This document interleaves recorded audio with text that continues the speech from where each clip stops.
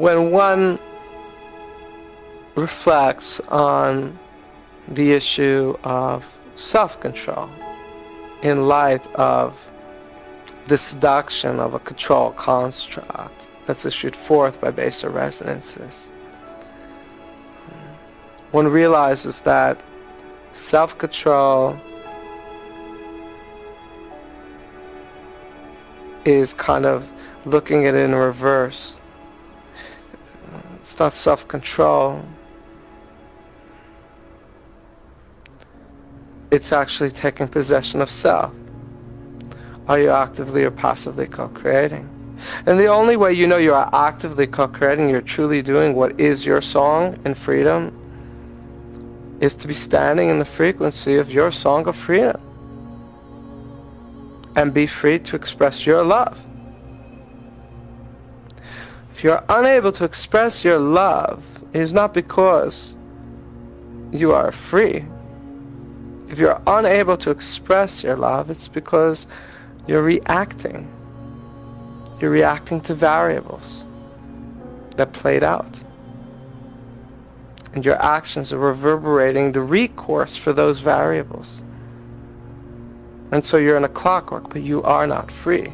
The only way you know you've entered into freedom is to be able to recognize those variables and reciprocate with a higher love.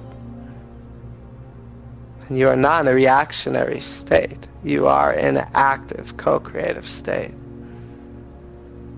And in actively co-creating within your inner song of truth, you are in control of how much you choose to love. And your actions are a reflection of that higher love.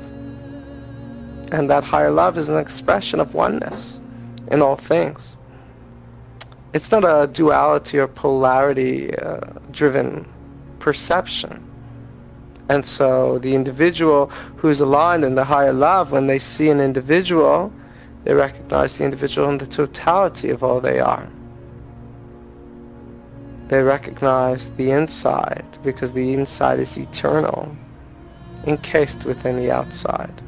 And they address them as such, in full balance. In all creation, they see in the totality of what it is in oneness. They lead balanced, healthy pursuits, and they are not taunted by vices.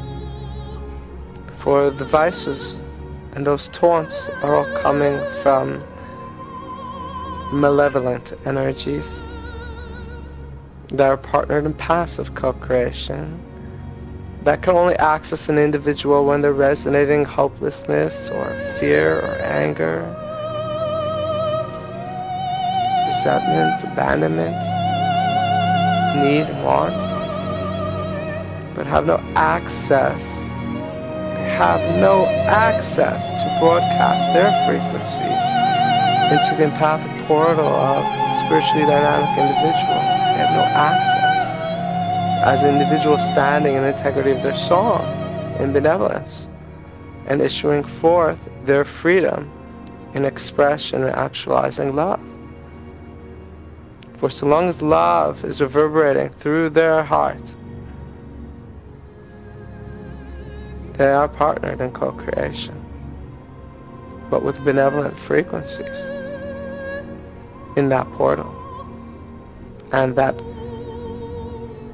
resonance of love is so bright and splendorous that baser frequencies, they cannot come close to that resonance. It's too strong and powerful and bright. It's too intense. And so if an individual is feeling those thoughts, or an individual is feeling that negativity, they must recognize, hey, I am not loving right now. I am not in my song, and I am not in the love in my song. Let me teach these resonances the nature of my song of truth, and how I actualize that love and create a conduit of re-embrace into bringing heaven here on earth through a manifestation and actualization of a higher love. And we teach these baser resonances the language of a higher love, for clearly they do not know of it. And that's why they're baser resonances. But they are all brothers, sisters. We're all part of the same stuff. We all have much to teach each other. Some teaching us the lessons through repulsion and some through attraction. But when we, as dynamically spiritual beings, when we choose to actively co-create, we take the reins and we are in control of our love, clearly. And when we yield that empathic sort of love,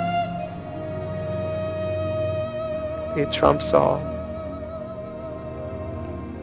It imparts that frequency, one by one, reverberating it outward indiscriminately.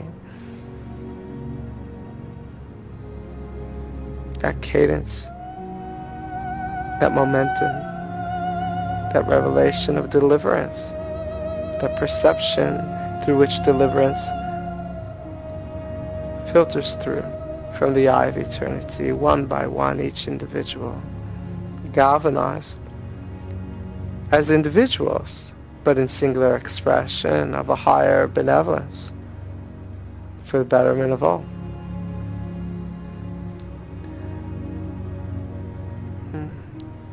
The song of eternity manifests in a little place called Earth.